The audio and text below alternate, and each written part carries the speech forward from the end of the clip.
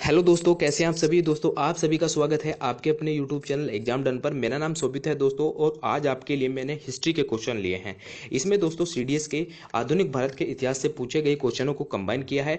UPSC, EPFO, CDS और NDA CAPF के लिए, दोनों के लिए, सभी सभी के लिए दोस्तों ये सब चीज़ें जरूरी हैं, क्योंकि आधुनिक भारत के इतिहास से दोस्तों क्वेश्चन भर भर के यूपीएससी पूछती है। तो आपको ये सब चीज़ें तैयार करनी है। इसी प्लेटफॉर्म पर दोस्तों मैंने आपके लिए एक आधुनिक भारत के इतिहास की लेक्चर सीरीज को भी रन किया है। आप चाहे तो जाकर उसको देख सकते हैं। लगभग 14 लेक्चर दोस्तों मैंने आपसे इसमें लिए हैं। आप चाहे तो जाकर उनको देख सकते हैं। सभी बातें डिस्कस की हैं दोस्तों, कि किस प्रकार से राष्ट्रवाद का उदय होता है, जो कांग्रेस की स्थापना होती है, मुगलों का पतन होता है, कैसे British east India company Bharat आती है, वो सभी की सभी बातें दोस्तों मैंने आपके लिए एक लेक्चर सीरीज के माध्यम से डिस्कस की है।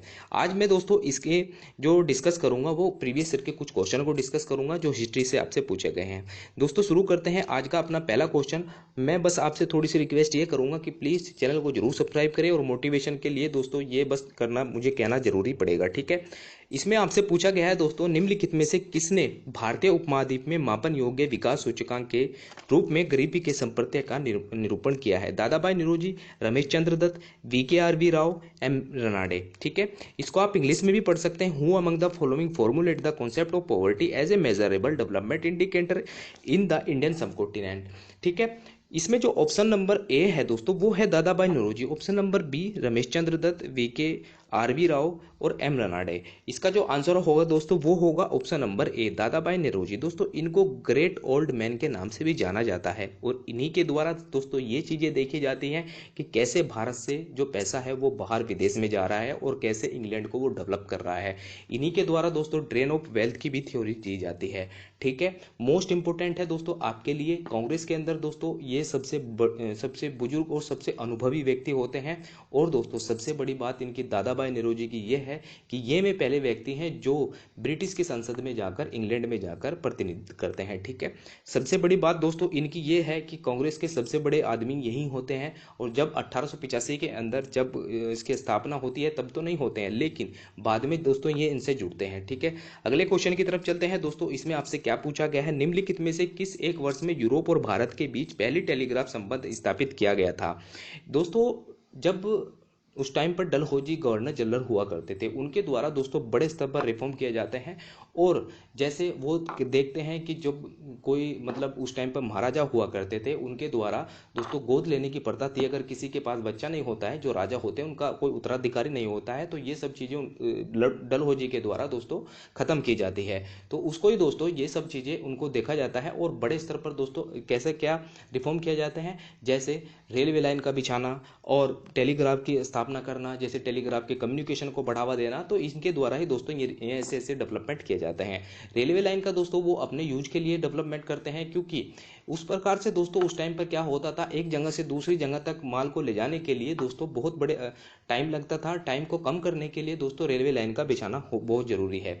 तो यही दोस्तों कारण होते हैं, जो डलहौजी के द्वारा रेलवे लाइन को बिछाया जाता है एक जगह से दूसरी जगह, मतलब पोर्ट तक सामान को पहुंचाने के लिए वो सब चीजें दोस्तों रेलवे लाइन को बिछाना डलहौजी के द्वारा जरूरी हो जाता है, ठीक है। अगले क्वेश्चन की तरफ चलते हैं। इसका जो आंसर है दोस्तों वो है ऑप्शन नंबर सी, 1865 के अंदर दोस्तों यूरोप और इंडिया के बीच में कनेक्शन को एस्टेब्लिश किया गया था टेलीग्राफ की, ठीक है। इसमें दोस्तों पूछा गया है आपसे, हम्पी के भावनावशेषों के निम्नलिखित में से ईस्ट इंडिया कंपनी के किस ब्रिटिश अधिकारी द्वारा प्रकाश में लाया गया था। इसको आप इंग्लिश में भी पढ़ सकते हैं। इसका जो आंसर है दोस्तों ऑप्शन नंबर ए है, कॉलन मैकेंजी के द्वारा ये जो ब्रिटिश ऑफिसर है इसका ईस्ट इंडिया कंपनी के द्वारा इसको लाइट में लाया गया था, ठीक है। अगले क्वेश्चन की तरफ चलते हैं दोस्तों। इसमें आपको कालानुक्रम यानी कि क्रोनोलॉजी में आपसे पूछा गया है, इनको आपको समय के आधार पर इनको लगाना है कि कौन सी घटना पहले घटी और कौन सी बाद में घटी, ठीक है। इसमें जो ऑप्शन होगा दोस्तों वो होगा ऑप्शन नंबर बी, यानी कि ऑप्शन नंबर बी इसका सही आंसर है। दोस्तों क्या होता है, सबसे पहले चंपारण सत्याग्रह होता है, उसके बाद अहमदाबाद मिल स्ट्राइक होती है, उसके बाद फाउंडेशन ऑफ सत्याग्रह सभा होती है, उसके बाद दोस्तों जलियांवाला बाग हत्याकांड होता है। जब दोस्तों 9 जनवरी 1915 को भारत के अंदर महात्मा गांधी वापस दक्षिण अफ्रीका से लौट के आते हैं तो तब में सबसे पहले भ्रमण करते हैं, पूरे भारत को देखते हैं दोस्तों। और सबसे पहले वो जाते हैं बनारस हिंदू विश्वविद्यालय में, वहाँ पर एक भाषण देते हैं।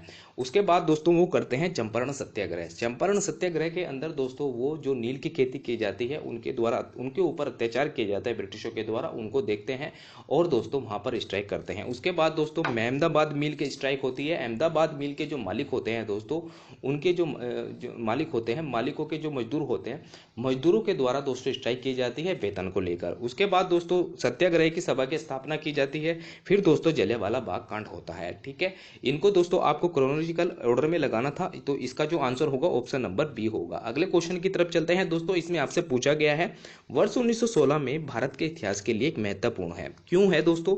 इसमें आपको बताना है कि कौन कौन से वो घटनाएं घटी हैं 1916 के अंदर कि आपको ये सब बातें ध्यान रखनी है। ऑप्शन नंबर ए यानी कि इसका आपका स्टेटमेंट ए, कांग्रेस का लखनऊ अधिवेशन होता है 1916 के अंदर, या कांग्रेस लीग समझौता होता है, होम रूल लीग की स्थापना होती है।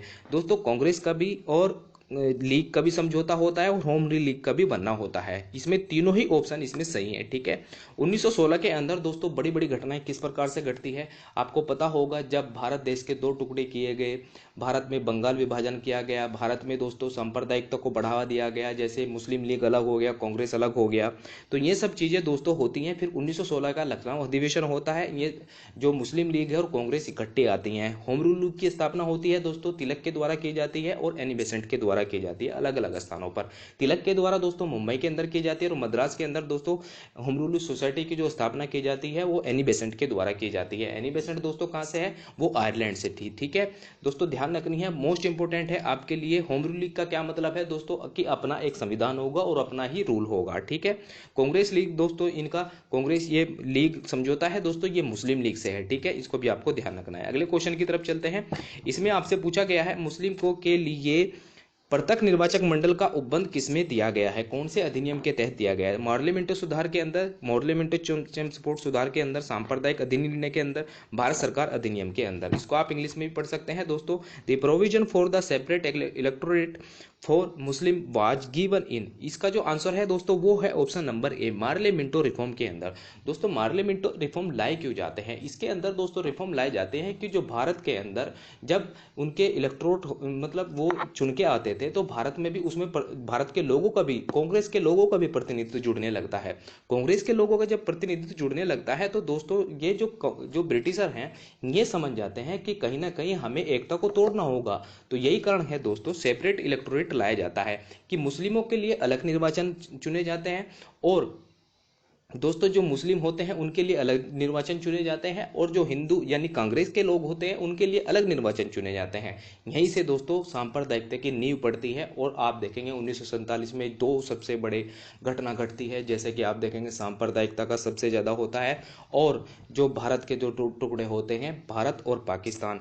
इसी कारण से दोस्तों भारत के अंदर आज भी सांप्रदायिकता की चीजें देखी जाती हैं। तो निर्वाचक मंडल की जो स्थापना की जाती है दोस्तों 1909 के मॉडलिमेंटो रिफॉर्म के अंदर की जाती है, जिसमें कि भारत का जो प्रतिनिधित्व, भारत के जो प्रतिनिधित्व कर रहे थे उस टाइम पर, वो सब चीजें आगे आने वाले समय में आपको देखने को मिलेगी। ठीक है, अगले क्वेश्चन की तरफ चलते हैं दोस्तों। निम्नलिखित में से कौन सितंबर 1928 में स्थापित हिंदुस्तान सोशलिस्ट रिपब्लिक आर्मी का संस्थापक सदस्य थे या थे?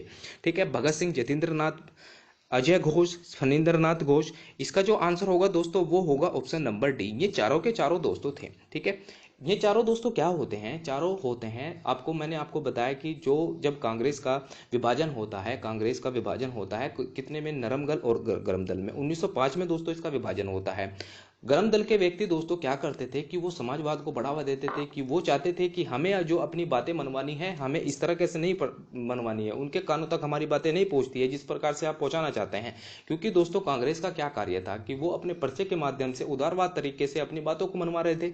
लेकिन दोस्तों जब कांग्रेस का विभाजन होता है 1905 के अंदर, लाल पाल बाल घोष जो होते हैं वो दोस्तों गर्म दल की स्थापना करते हैं और उग्रवाद का उनका जो रास्ता होता है वो अपना लेते हैं। इसी से दोस्तों धड़े से निकल के आते हैं। फिर फिर हिंदुस्तान सोशलिस्ट रिपब्लिकन आर्मी, दोस्तों ये होते हैं, ये इनके चारों के द्वारा इसकी स्थापना की जाती है। और दोस्तों ये समाजवाद को बढ़ावा देने की कोशिश करते हैं भारत के अंदर, और आप आज भी देखेंगे हमारे संविधान के अंदर समाजवाद को भी रखा गया है। यही कारण है दोस्तों, समाजवाद का जो उदय होता है वो किसको देखकर होता है, वो होता है रूस को देखकर, क्योंकि रूस को उस टाइम पर दोस्तों जो जार हुआ करता था उसको, उसकी तानाशाही को मिटा दिया जाता है, और तानाशाही को मिटाने के बाद में उसको दोस्तों वहां से गद्दी पर हटा के समाजवाद का वहां पर उदय होता है। तो यही कारण है दोस्तों, हमारे देश के अंदर भी समाजवाद कहीं ना कहीं पनपने लगता है। भगत सिंह, जतिंद्र नाथ, अजय घोष और जो फणींद्रनाथ घोष जैसे लोग थे, वो समाजवाद का उदय होने लगता है, और हमारे देश के अंदर हिंदुस्तान रिपब्लिक सोशलिस्ट आर्मी के संस्थापक सदस्य ये बनते हैं। ठीक है, अगले क्वेश्चन की तरफ चलते हैं दोस्तों। निम्नलिखित में से कौन अपरिवर्तनवादियों के समूह में संबंधित नहीं है?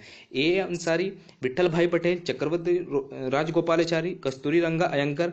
इसका जो आंसर है दोस्तों वो है ऑप्शन नंबर बी, विट्ठल भाई पटेल। ये विट्ठल भाई पटेल कौन है दोस्तों? ये है दोस्तों सरदार वल्लभ भाई पटेल के बड़े भाई। इनका दोस्तों ये नो चेंजर क्यों होते हैं? नो चेंजर दोस्तों इस प्रकार से होते हैं क्योंकि बड़े स्तर पर परिवर्तन लाने की कोशिश की जाती है, क्योंकि उस टाइम पर उग्रवाद और नरमवाद दो बड़े स्तर पर जो विचारधारा थी ये कार्य कर रही थी। कार्य किस प्रकार से, क्या कार्य था? दोनों का कार्य एक ही था कि ब्रिटिशों से छुटकारा पाना, ब्रिटिशों के जो रूल है उनको खत्म करना। जो गर्म दल थे दोस्तों उनके उनमें से निकल के आते हैं, जैसे एम एन अंसारी है, चक्रवर्ती राजगोपालाचारी है, कस्तूरी रंगा अयंकर हैं, ये गर्म दल के थे। इनकी जो विचारधारा थी दोस्तों, इनको ये थी कि हमें परिवर्तन चाहिए, और जो विट्ठल भाई पटेल थे कि हमें परिवर्तन नहीं चाहिए, हम किस प्रकार से अपना उदारवाद तरीके से अपने आप को मनवाने की कोशिश करते हैं ब्रिटिशों से, तो ये इसमें नहीं चाहते थे। ठीक है, इसको आपको ध्यान रखना है दोस्तों। जितनी भी बातें मैंने आपको, जितने भी क्वेश्चन इसमें करवाए, वो करवाए हैं दोस्तों सीडीएस के क्वेश्चन। सीडीएस से दोस्तों ये क्वेश्चन आपसे पूछे गए हैं आधुनिक भारत के इतिहास से। तो आशा करता हूं दोस्तों जैसा आपको वीडियो लगा है, प्लीज वीडियो को जरूर लाइक करें, अगर आपको अच्छा लगा तो लाइक जरूर करें और शेयर भी जरूर करें, जिससे कि मुझे मोटिवेशन मिलता रहे। दोस्तों चैनल को जरूर सब्सक्राइब करना मत भूलें, क्योंकि इससे दोस्तों मुझे थोड़ा मोटिवेशन मिलता है। थैंक यू दोस्तों, मिलते हैं अपनी नेक्स्ट वीडियो में।